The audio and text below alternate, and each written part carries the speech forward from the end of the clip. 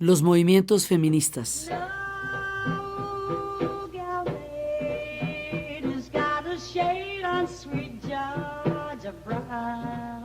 En 1963, Betty Freeman publicó un libro que se conocía como La mística femenina y en 1961 se vendió por primera vez a nivel general al público la primera píldora anticonceptiva. Estos dos hechos van a marcar la irrupción de un movimiento que va a transformar el papel de la mujer en los últimos 2000 años en la sociedad occidental.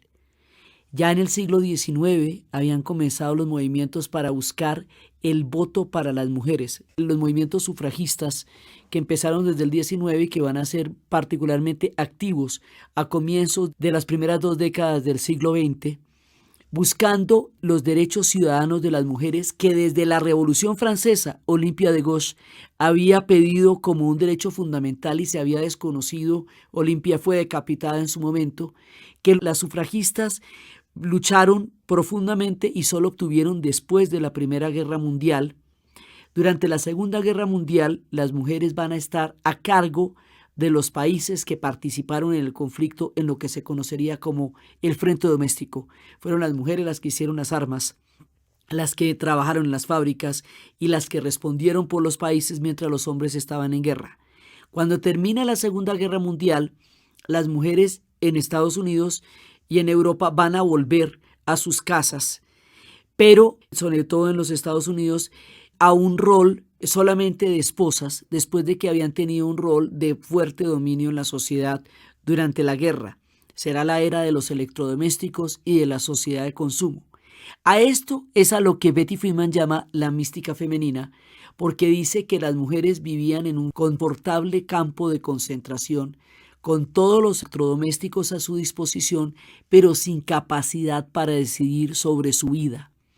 Dentro de los movimientos de la contracultura, de la ampliación del concepto de libertad, que significaron todos estos movimientos, el movimiento por los derechos civiles, el movimiento para parar la guerra del Vietnam, los movimientos extraparlamentarios en Europa, todas estas movilizaciones para ampliar los conceptos de libertad llevan a que se ponga sobre el tapete la cuestión de la igualdad de las mujeres frente a los hombres en las movilizaciones, en la política, en los cambios.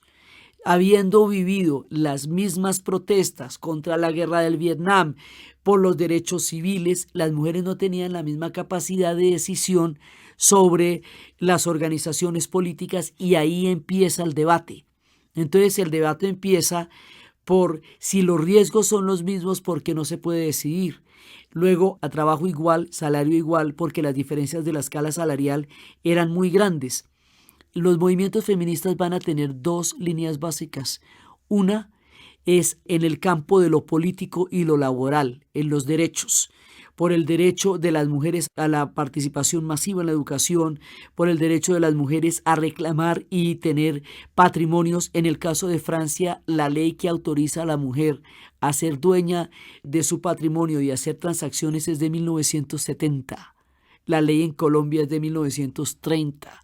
Así que durante el mayo del 68, estas mujeres todavía no estaban autorizadas a manejar sus propios giros.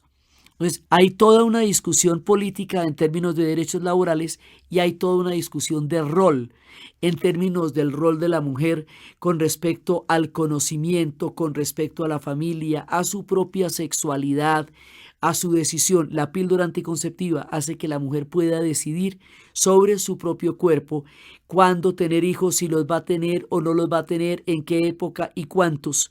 Esa decisión nunca antes se había podido tomar a nivel masivo en la historia y va a ser una condición fundamental para el surgimiento de los movimientos feministas.